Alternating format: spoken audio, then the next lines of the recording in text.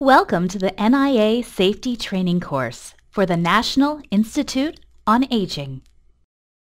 This course provides guidance on responsibilities regarding the fundamentals of safety surveillance and reporting in clinical research studies funded by the National Institute on Aging. The following topics will be covered in this training course. Overview of good clinical practice. Module 1, Human Subjects Protection. Module 2, Adverse Events and Unanticipated Problems. Module 3, Safety Monitoring Reporting Requirements. Module 4, Safety Monitoring and Oversight, DSMB and Safety Officers. Module 5, Regulatory Requirements and Responsibilities of Principal Investigators. Module 6, Data Safety Monitoring Plan.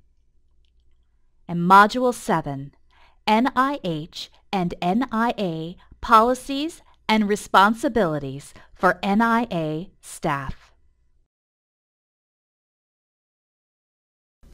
Overview of good clinical practice.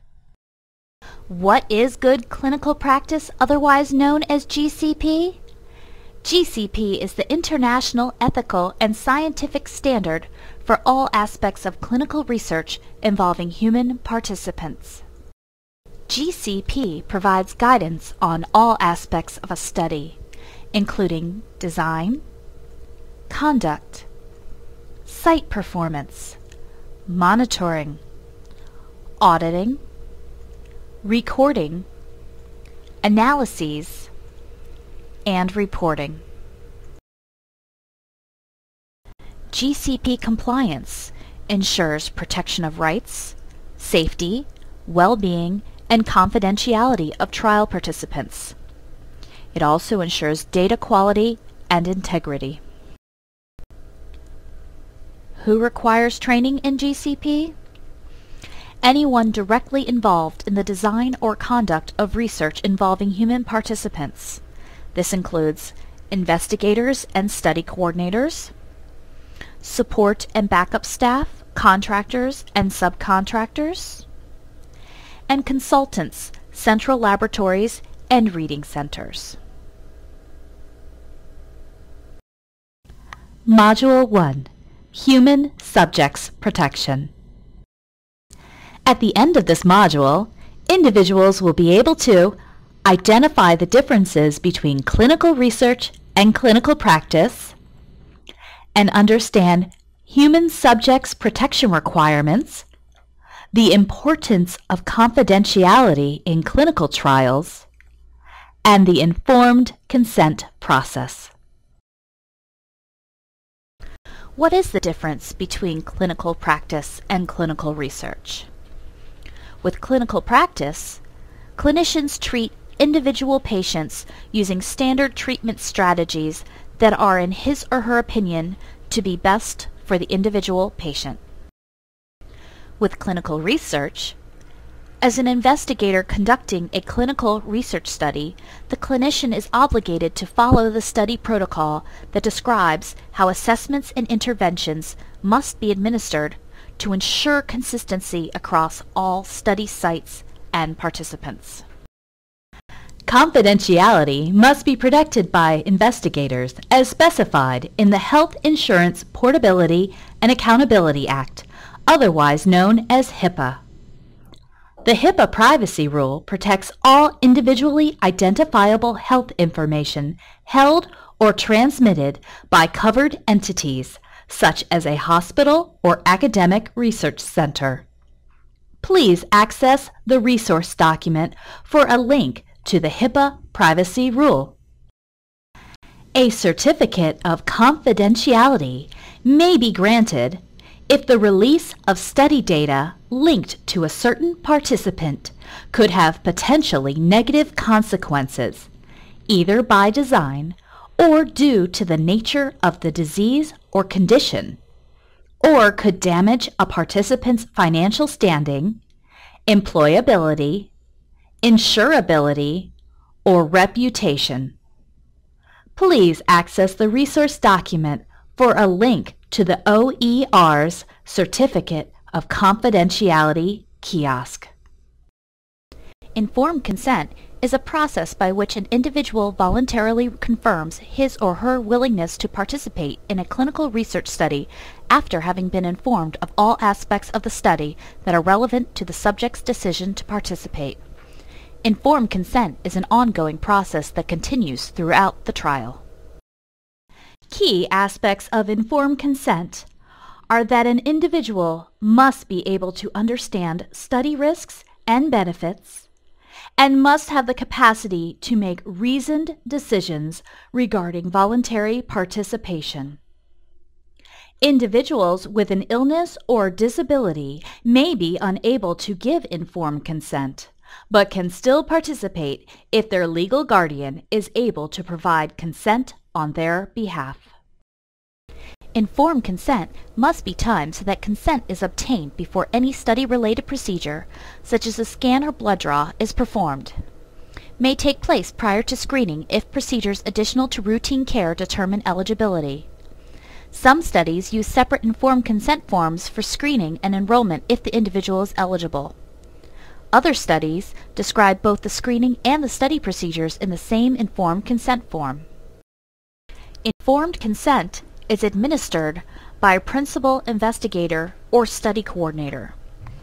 This person describes study purpose and procedures, explains risks and benefits, discloses potential conflicts of interest of the investigators and compensation they may receive for conducting the study, states that individuals will not be penalized for choosing not to participate in the study, explains that an individual may withdraw consent at any time before or after signing the consent form up to study completion, and encourages the individual to take the form home to discuss with relatives or friends.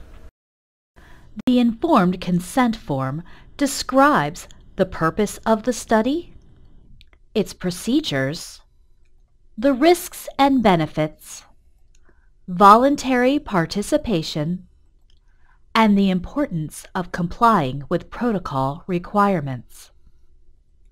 The informed consent form has 8 required elements and 6 optional elements per the Code of Federal Regulations.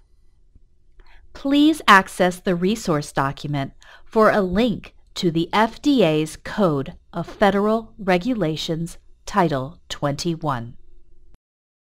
The basic required elements of an informed consent form are the research statement, reasonably foreseeable risks or benefits to study participants or any other individuals, disclosure of alternative treatment options, the confidentiality statement, an explanation of medical treatment or compensation options if injury occurs for studies with more than minimal risk, contact information, and the voluntary no penalty statement for participation or withdrawal from the study.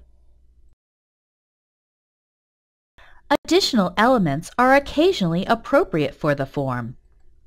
They would be a statement of currently unforeseeable risks, conditions for termination without consent, additional costs to the participants if applicable, consequences and procedures for withdrawal, a statement for informing participants of new findings during the course of the study that may affect willingness to participate, and the approximate number of participants in the study. Once an individual agrees to participate and signs and dates the form, it is called the informed consent document. The participant receives a copy of the signed document. The original document is saved in the participant's folder by the study staff. Once this takes place, study activities can now proceed. The NIA Clinical Research Study Investigators Toolbox provides an informed consent template and informed consent checklist. Education has been required since October 1, 2000 for all investigators who are submitting applications to the National Institute of Health for grants or contracts, or those who are receiving new or non-competing awards for research involving human participants. For a link to Notice OD 00039, Required Education in the Protection of Human Research Participants, please access the resource document. Training documentation evidence is required before funds are awarded for competing applications or contract proposals involving human participants. Documentation of training must be provided by investigators and all individuals identified as key personnel. Module 2. Adverse Events and Unanticipated Problems. At the end of this module, an individual should be able to define adverse events, otherwise known as AEs, and serious adverse events, otherwise known as SAEs, understand the difference between serious and severe adverse events, and be able to define unanticipated problems. Adverse events. An adverse event is defined as any untoward or unfavorable medical occurrence in a human study participant, including any abnormal sign such as abnormal physical exam or laboratory finding, symptom, or disease, temporally associated with the participant's involvement in the research, whether or not considered related to participation in the research. Please visit the OHRP Guide on Reviewing and Reporting Unanticipated Problems involving risks to subjects or other and adverse events. Please access the resource document for a link to the OHRP Guide on Reviewing and Reporting Unanticipated Problems involving risks to subjects or others and adverse events. Adverse events are collected to ensure the safety of participants enrolled in the clinical trial and to determine the safety profile of an intervention. An adverse event may be a new sign or symptom such as a rash or headache, a psychological condition, an example being a depressed mood, a laboratory test finding, which could be something like elevated blood glucose. An adverse event may be a development of a new condition or disease, or even an increase in the severity or frequency of a pre-existing symptom or condition, such as increased pain when walking. So what is the difference between adverse events and pre-existing conditions? An adverse event is any event not present during baseline or the pre-intervention period, or any event that is present at baseline but which increases in frequency and or severity during a study. A pre-existing condition is all conditions that a participant had at baseline before an intervention is administered. How does one distinguish an adverse event from a pre-existing condition? At the baseline visit, all conditions, including their level of severity or intensity, should be documented for each study participant.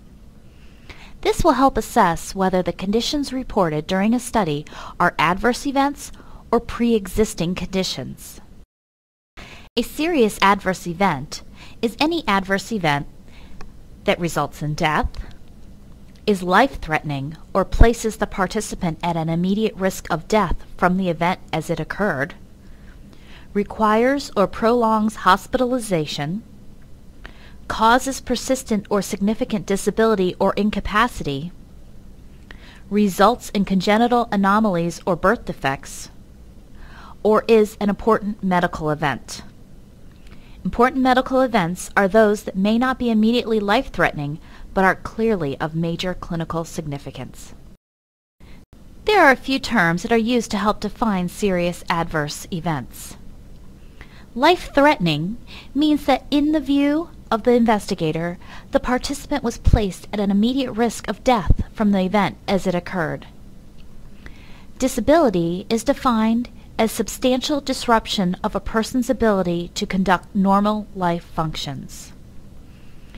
An important medical event is any other event that jeopardized the health of the participant and required medical or surgical intervention to prevent one of the other outcomes defining a serious adverse event. The terms serious and severe are often confused. However, the severity of an event is not synonymous with its seriousness. Serious is used when an outcome of an event happens as defined on the last two slides. Severe is used when the intensity of an event is classified as mild, moderate, or severe. Here are some examples to help differentiate between the two terms. A mild chest pain, which results in a hospitalization, is a serious adverse event. A severe rash resolving on its own is not likely to be a serious adverse event. A severe headache is not necessarily a serious adverse event. When an event is considered a mild event, the event is easily tolerated and is a minor irritant, causing no loss of time from normal activities. A mild event does not require therapy or a medical evaluation. Signs and symptoms are transient. When an event is considered moderate in severity, the event introduces a low level of inconvenience or concern and may interfere with daily activities, but is usually improved by simple therapeutic measures. A moderate event may cause some interference with functioning. When an event is considered severe, it is an event that interrupts normal daily activities and generally requires systemic drug therapy or other treatment. A severe event is usually incapacitating. What is the difference between an expected and an unexpected adverse event? When an adverse event is unexpected, the nature or severity of it is not consistent with information about the condition under study or intervention in the protocol, consent form, product brochure, or investigator brochure. When an adverse event is expected, the event is known to be associated with the intervention or condition under the study. Unanticipated problems. An unanticipated problem is any incident, experience, or outcome that meets all of the following criteria. It is unexpected in terms of nature, severity, or frequency, given the research procedures in approved protocol and informed consent form, and the characteristics of the study population. An unanticipated problem is also related or possibly related to participation in the research. An unanticipated problem suggests that the research places the participants or others at a greater risk of harm, including physical, psychological, economic, or social harm, than was previously known or recognized. All adverse events are not necessarily unanticipated problems.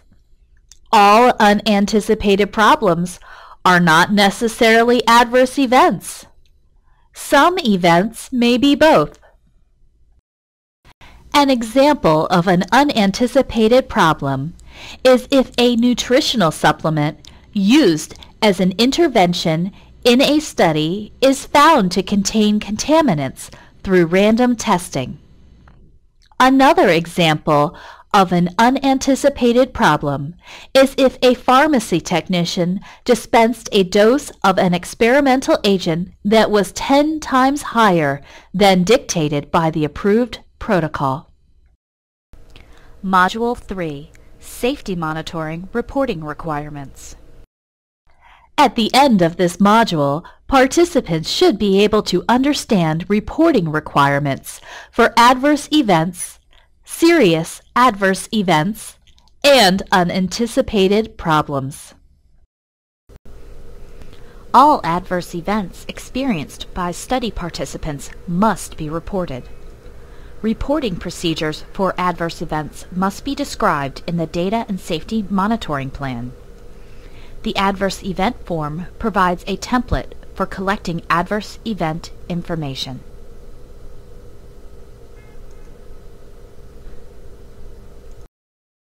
What details should be included in adverse event reporting? One should include the start date and time, whether the symptom or condition has resolved and the date of the resolution, any action taken, such as if the participant saw a primary care physician or took a medication to alleviate a symptom. One should also include severity, relatedness to study intervention, and any indication of whether the event was serious. How does one know if an event is definitely related? If the adverse event is clearly related to the intervention, and it is temporarily associated with the intervention, follows a known or expected response pattern, and improves when stopping the intervention.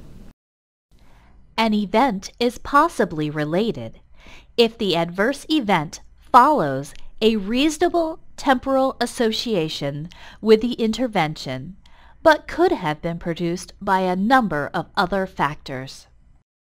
An adverse event is not related if it is clear that it is not related to the intervention or study procedures and another cause is most plausible, or if the event is not temporally consistent with the intervention and thus is not biologically possible.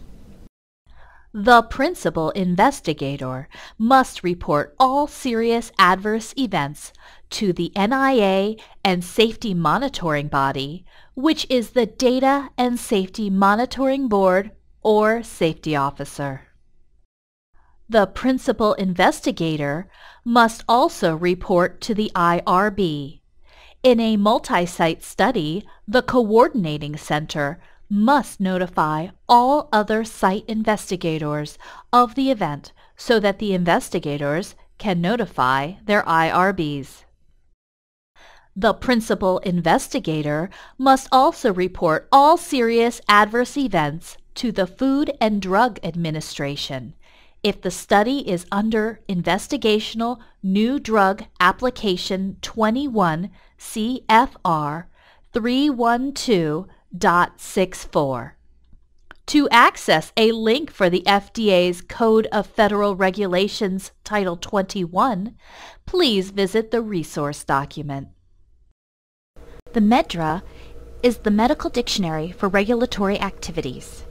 It is an international terminology developed by the International Conference on Harmonization and is employed for adverse event and serious adverse event coding by the pharmaceutical industry, medical product industry, and regulatory agencies throughout the world.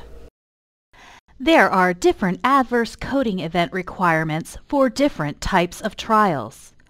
For single-site trials, investigators should use their institutional resources or else Common Terminology Criteria for Adverse Events, version 4.0, which is available at NCI's website. These tools will assist you in coding events using MedDRA. Please access the resource document for a link to the Common Terminology for Adverse Events, version 4.0. For coding adverse events in single-site trials, the NIA can provide assistance for the DSMB and Safety Officer reports. When coding adverse events for multi-center trials, the coordinating centers should code using MedDRA. Unanticipated problem reporting. Investigator institutions should maintain the written procedures to ensure prompt reporting of any unanticipated problem. Reporting procedures must include a corrective plan and measures to prevent reoccurrence. Reports of unanticipated problems should be forwarded to OHRP, the IRB, and NIA, usually within 2 weeks of the event. If you have unanticipated problems, please notify the OHRP at ohrp@osopphs.dhhs.gov with the subject Report of Unanticipated Problem. Investigational New Drug Safety Reporting. Certain adverse events related to investigational new drugs, otherwise known as INDs, which are drugs not yet approved for marketing by the FDA, require additional expedited reporting to the FDA as specified in 21 CFR Part 312, 320, and are summarized below. Within 7 calendar days, you must report fatal or life-threatening, serious, unexpected, suspected adverse reactions, otherwise known as SUSARs, to study drug.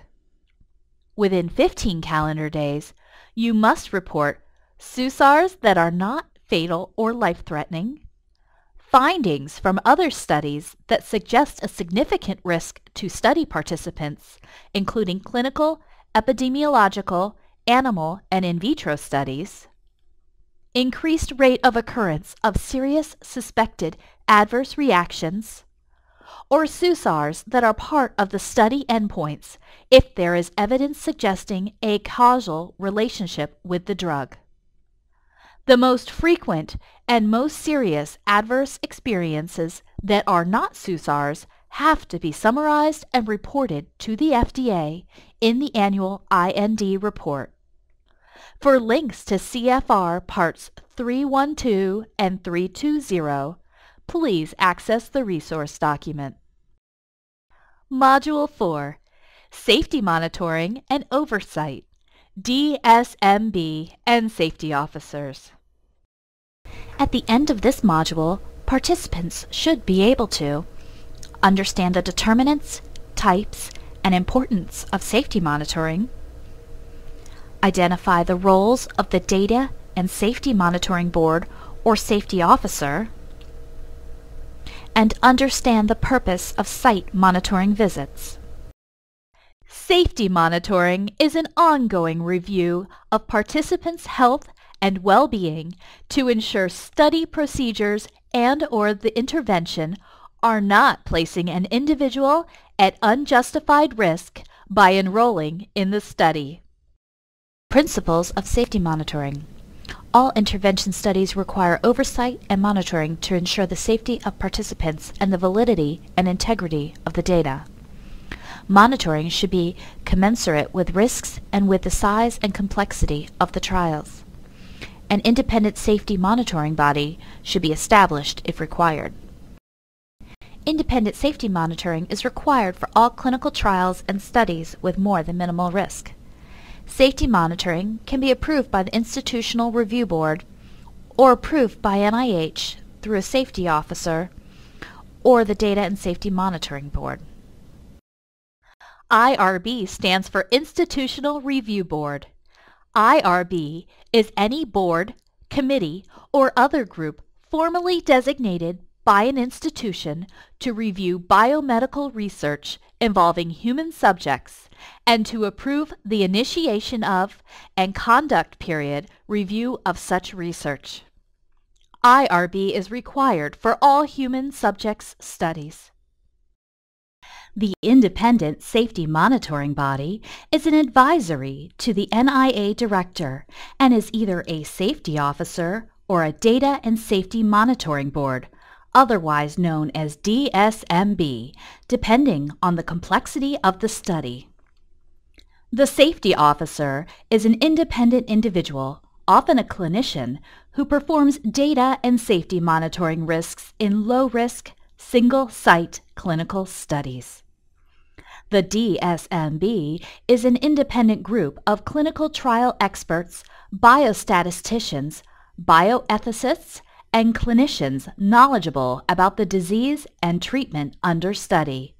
The DSMB provides oversight to Phase 3 clinical trials and Phase 2 studies in which the degree of risk associated with the procedures or interventions is more than minimal.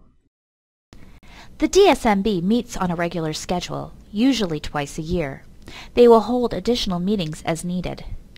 The DSMB meetings are attended by the members of the DSMB, the Principal Investigator and Designated Study Staff, and the NIA Program Staff. The DSMB has several responsibilities. The Board is responsible to review the research protocol, informed consent documents, and plans for data safety and monitoring. They are also responsible for advising the NIA on readiness of study staff to begin recruitment. They evaluate the progress of the trial, data quality and timeliness, recruitment, and participation.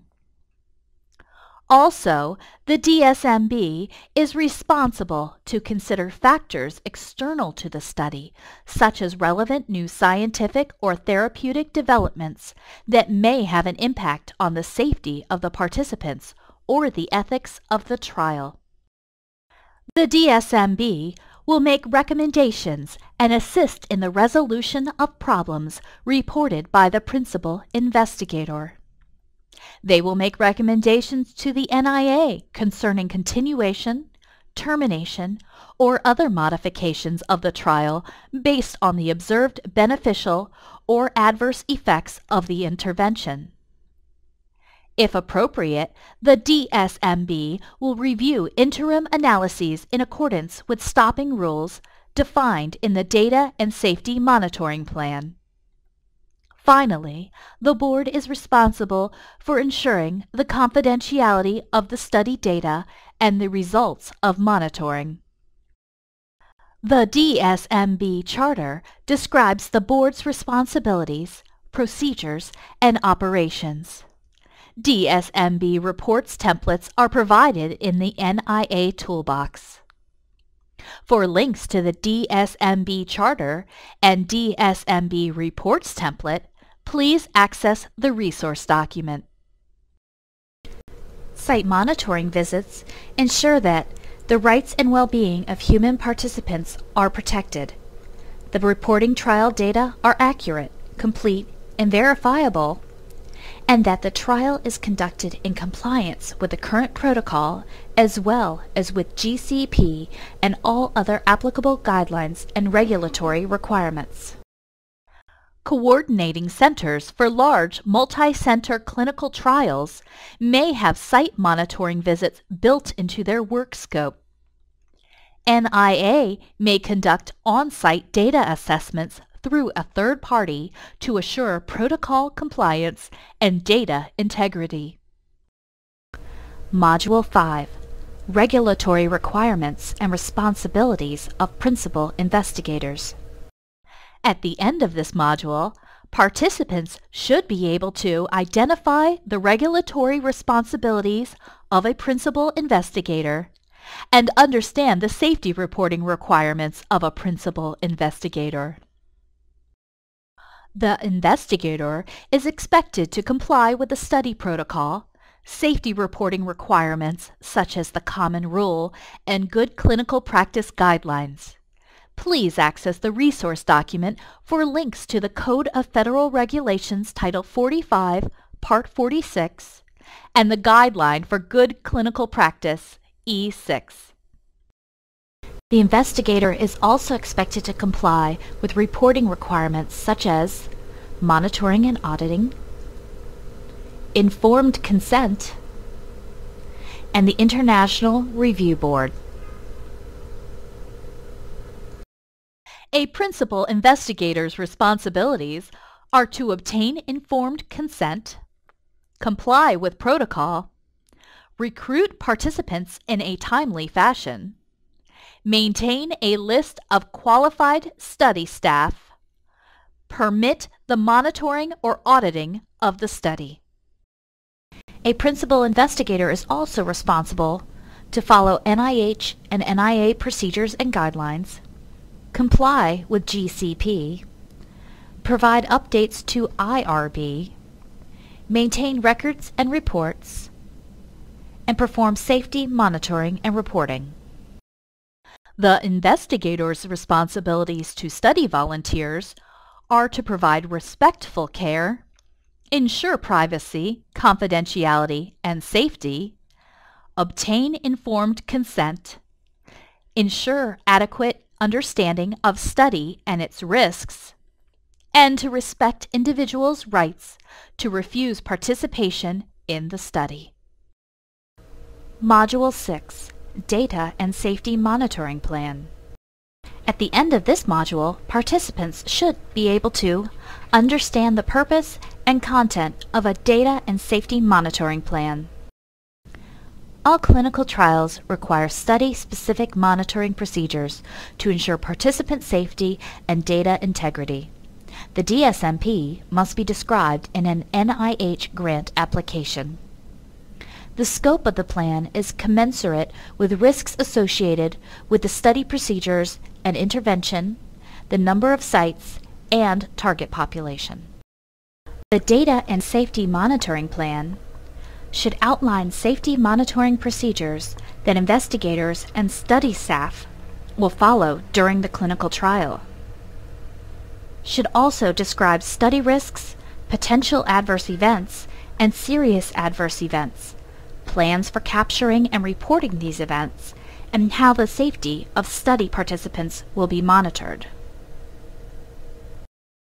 The DSMP should include the following sections: trial safety, which entails potential risks and benefits for participants, adverse event and serious adverse event collection and reporting, and protection against study risks. It should also include interim analysis, if any, and data and safety monitoring. Data and Safety Monitoring section. This section describes the type and frequency of data and safety monitoring, the content of data and safety monitoring reports, DSMB or Safety Officer expertise and affiliation, protection of confidentiality, and DSMB or Safety Officer responsibilities. Module 7, National Institutes of Health and National Institute on Aging Policies and the Responsibilities of NIA Staff. At the end of this module, participants should be able to describe policies and guidance document compliance and NIA staff safety oversight responsibilities. The NIA's Clinical Research Study Investigators Toolbox includes numerous templates, information materials, guidelines, and regulations. The NIA program official overseeing clinical trials will review all individual serious adverse event reports as they are submitted by the study staff, and all summary safety reports and listings of individual events in preparation for the DSMB meetings or safety officers' review. The NIA program official will discuss findings with the immediate supervisor and division director, inform the DSMB or a safety officer about the findings, Ensure that the DSMB reviews a safety concern and addresses it in their recommendations. Request and review a safety officer's report discussing a safety concern and recommendations addressing it. And ensure that the DSMB or a safety officer includes determination of significance of adverse safety findings in their recommendations to NIA Director.